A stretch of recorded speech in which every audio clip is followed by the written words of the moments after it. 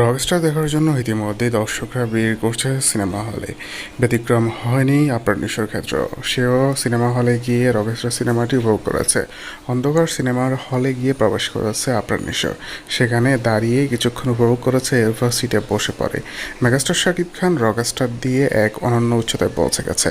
নিজেকে ডিফারেন্ট ক্যারেক্টারে নিয়ে গিয়ে এক অন্যরকম চরিত্রে প্রবেশ করেছে মেগাস্টার শাকিব খান, যেটা বাংলাদেশের কোনো নায়কই পারেনি। এবং কি আপনার নিশ্চয় এখন পর্যন্ত একই ক্যারেক্টারে বন্দী রয়েছে, কিন্তু শাকিব খান একের পর এক নতুন নতুন ক্যারেক্টার ট্রাই করছে, যেটা সত্যিই প্রশংসনীয়।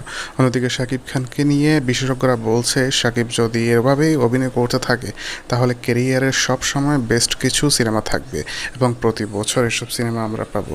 প্রিন্সের পর মুক্তি পাওয়া রকস্টার নিয়ে দর্শকদের মাঝে বেশ আশা ছিল, সেটা এবার সত্যি হয়েছে।